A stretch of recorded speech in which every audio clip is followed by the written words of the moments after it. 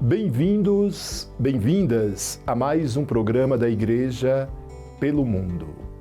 Hoje convido você a conhecermos bem mais a realidade dos nossos irmãos e irmãs da República das Honduras. Vamos percorrer naquele contexto, naquela realidade, uma situação que podemos classificar como dura realidade. A situação dos emigrantes. É um país de forte tradição católica, mas é um país marcado pela situação da pobreza, das inúmeras necessidades. Então, neste programa, vamos conhecer as iniciativas, mas também as dificuldades, toda esta realidade que a emigração causa na vida das famílias, na vida dos jovens, no futuro destas pessoas. Fica conosco e nos acompanha. E também percebamos quais são as iniciativas que, frente a esta situação, são tomadas para o enfrentamento desta dura realidade.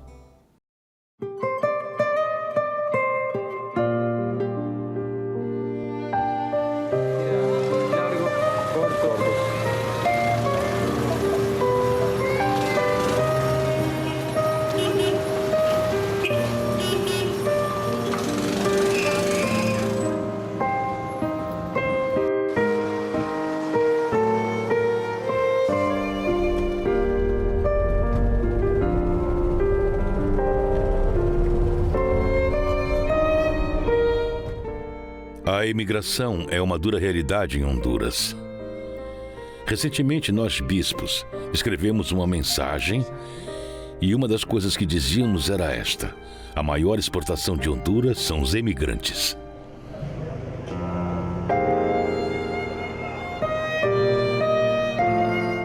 Já vi muitos casos nas notícias. Eu vejo as notícias. E ouço a maioria dizer que vai embora porque aqui não tem trabalho. Porque tem muita pobreza. E todos dizem, eu vou para ajudar a minha família. Para ajudar a minha família. Honduras sempre foi um país de imigrantes. Desde o tempo dos nossos avós, dos nossos pais, as pessoas tiveram que deixar o país. Por isso já se criou um padrão. Temos que emigrar para ter mais oportunidades, para ter uma melhor qualidade de vida. Na realidade, não se pode dizer que vamos enriquecer. É mentira. As pessoas ricas já nascem ricas. Só vamos procurar uma forma de viver um pouco melhor. Minha família é muito pobre, então eu sou o único homem em casa, entende? E temos sofrido bastante, buscando mais que tudo um futuro melhor. O nome da minha filha era Eva Noemi Hernandes. Era bem batalhadora, tentava vender coisas, vender roupa, vender comida, mas um dia ela disse: "Ah, mãe, eu quero ir para os Estados Unidos para te ajudar." E foi no dia 4 de fevereiro. Partiu para encontrar a morte. Morreu num massacre. Conheço muitos casos de mães que dizem: o meu filho partiu e foi mutilado pelo trem. Outras dizem: ele morreu. E outras dizem: eu não sei onde ele está.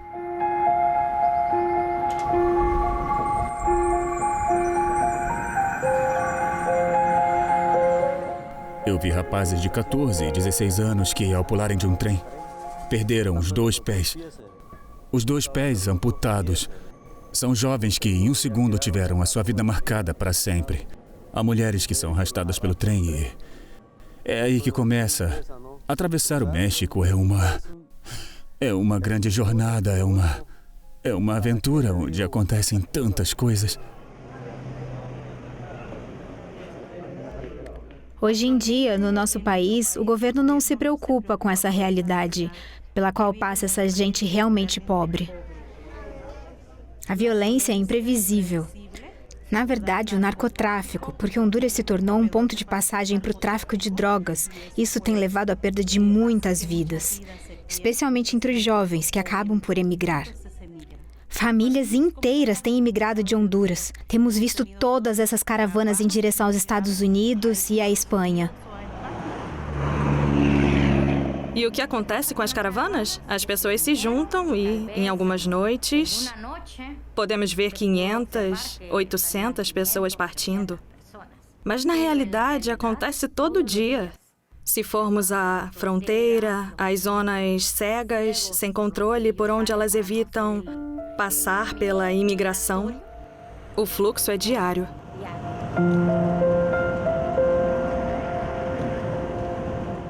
Então, acima de tudo, as caravanas são uma forma de mostrar a situação política do país e de realçar, ou talvez demonstrar, que não há oportunidades, principalmente para os jovens.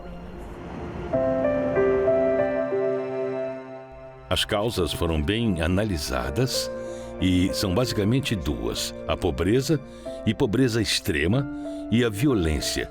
Vivemos num contexto de violência por extorsão. Tem alguns jovens que são ameaçados assim: se junta com a gente ou então vai ver o que te acontece. Ou falam para a família, pagam dinheiro para a gente ou sofre as consequências. Aí o jovem se envolve com eles ou é forçado a deixar o país. A maioria das pessoas está desempregada, sabe? E por isso tem que arranjar uma maneira de sobreviver. Porque a vida é muito difícil no seu país. Talvez haja algumas oportunidades, mas não são suficientes. Quando perguntamos quais são as preocupações dos hondurenhos, são exatamente o desemprego e a grande diferença entre o custo dos alimentos básicos e o salário. É por isso que eles recorrem à igreja, porque sabem que aí podem encontrar várias formas de assistência pastoral social. E é por isso que recorrem a ela, porque eles se sentem acolhidos, encorajados e orientados nas decisões que têm de tomar, se imigram, se não emigram, se decidirem emigrar, que seja com segurança, sabendo como ir, os direitos que têm, que documentos são necessários. Ao mesmo tempo dizemos para eles: pensem bem, vocês podem arranjar emprego aqui. Tentamos estabelecer aliança com outras organizações envolvidas na imigração, com agências de emprego, capacitação, para que as pessoas possam se inscrever nesses programas e não tenham necessidade de sair do país.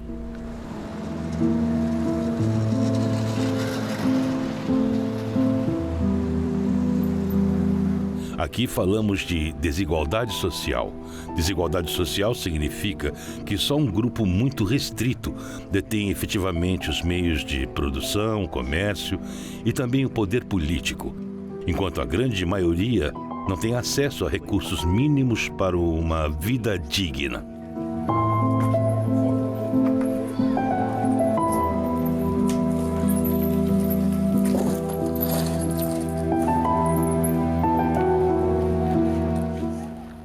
Nessa região existem duas favelas, bordos, como são chamados, na margem do rio. São terrenos municipais que invadem a margem do rio. São ocupados principalmente por pessoas que vieram de zonas rurais. E aí é onde as situações, são mais deficientes sob o ponto de vista, sobretudo, da habitação. E há também uma deterioração das pessoas. As vidas são destruídas pelo álcool, pelas drogas, consumidas pelos jovens, e as famílias estão muito desestruturadas. a violência. Bom, eu já enterrei muitos meninos.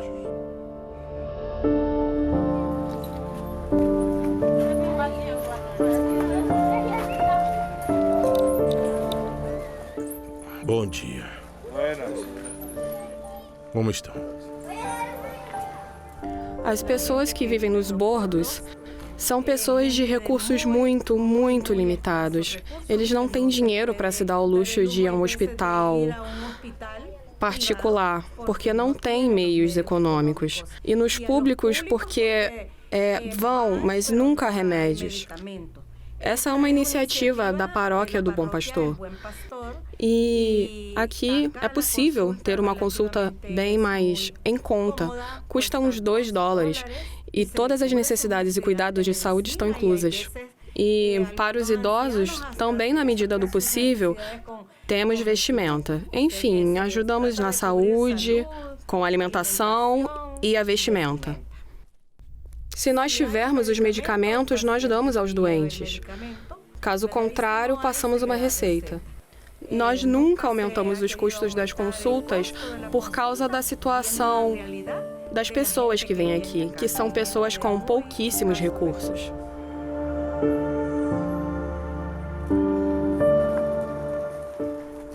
Essa é a minha casa. Eu tenho 3 filhas e o meu marido, ele trabalha durante o dia. Mas vivemos muito mal. Ninguém sabe quando o rio vai transbordar, mas está sempre para acontecer. Estamos em perigo e vivemos com medo. Se forem até ali, podem ver um grande barranco. Podem entrar. Entrem. Não tenho vergonha que vejam como vivo. Esta é minha casinha. Precisei de ajuda para construir porque vivíamos em outro lugar. Mas viemos para cá para construir uma casa. Não sabíamos para onde ir. Não tínhamos um lugar para viver.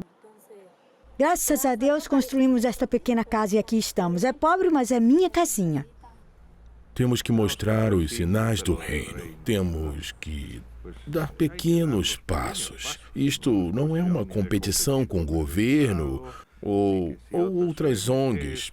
Por exemplo, se eu estiver com alguma pessoa neste momento, alguém que tem uma necessidade específica, tenho que dar uma resposta. É o meu dever, não por obrigação, mas para dizer-lhes que olho para eles como pessoas, como filhos de Deus, partilhando, caminhando e crescendo juntos.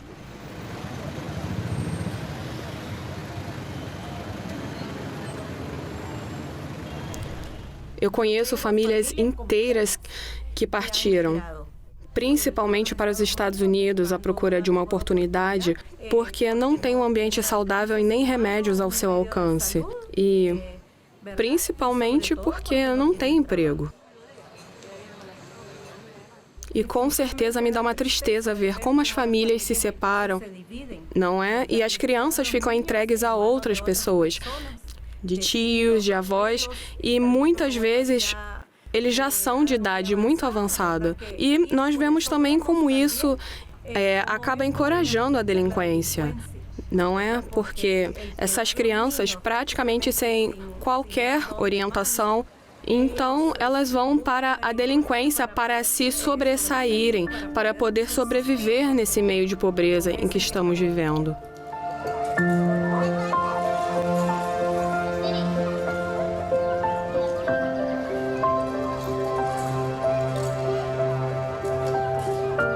O Lar de São José foi fundado há 68 anos. Aqui no lar, a nossa prioridade são as mulheres.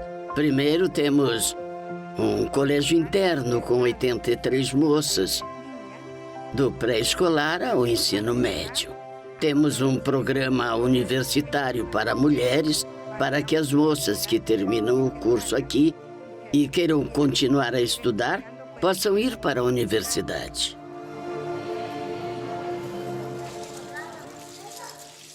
A promoção das mulheres é muito importante e vital para nós, especialmente hoje com os abusos e maus tratos que as mulheres sofrem, sem possibilidades de estudar, em especial as mulheres do meio rural.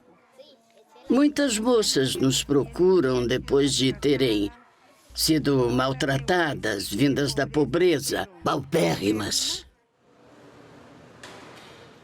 Aqui no lar, as moças recebem alguma formação.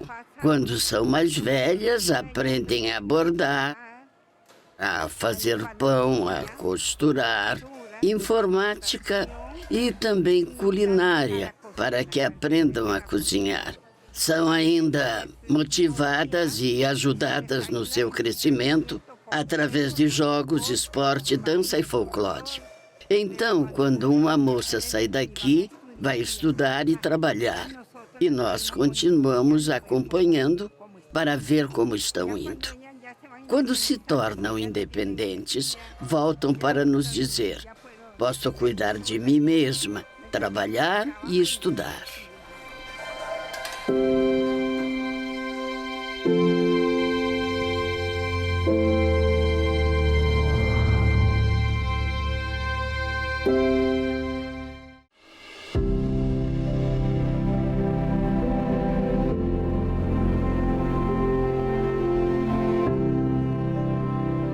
O mundo sente saudades do afeto. Sente saudades de se sentir bem fazendo o bem.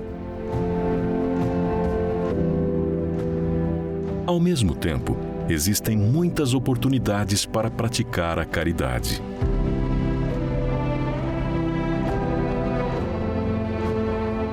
E desde 1947 existe uma escola de amor, a ACN. Uma ponte de amor entre os que querem ajudar e os que precisam de ajuda.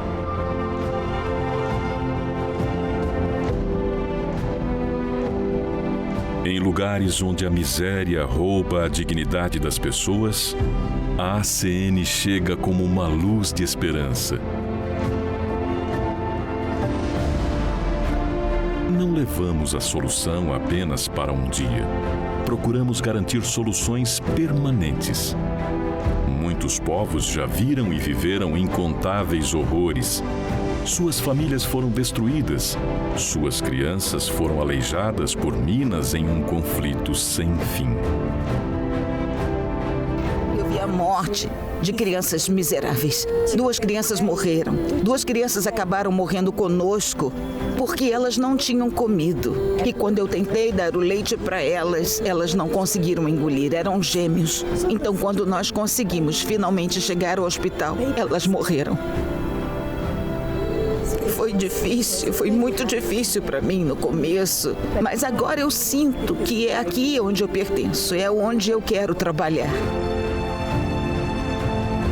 A comunidade mais distante se encontra 280 quilômetros mata adentro, ou seja, 26 horas de barco se fosse para viajar sem parar.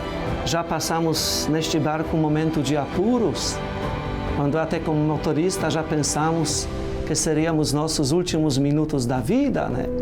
O que nos impulsiona é o amor ao próximo, não importa as distâncias ou as dificuldades. Muitos aguardam sua ajuda. Descubra que ainda hoje há mais alegria em dar do que em receber. Yo no tengo en cuenta lo que dan, sea mucho o poco. Tengo en cuenta el amor con el que lo dan.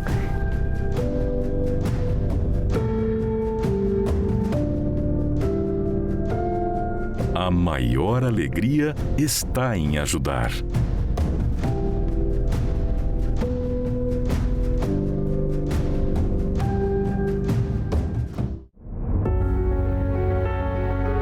Na República Centro-Africana, um bispo compra crianças para evitar que elas sejam assassinadas por terroristas. Na Síria, mais de 2.500 crianças que viveram os horrores da guerra recebem leite mensalmente, além de toda a ajuda pastoral. Em Belém do Pará, missionários vão de barco até as ilhas mais isoladas para levar esperança aos que mais sofrem. Tudo isso você pode ver mensalmente no Eco do Amor, o informativo gratuito da Fundação Pontifícia ACN. Ligue agora para 0800 77 099 27 ou acesse o site acn.org.br e peça para receber gratuitamente o seu Eco do Amor. Conheça os projetos apoiados pela ACN e faça parte deste grandioso trabalho missionário presente em mais de 140 países.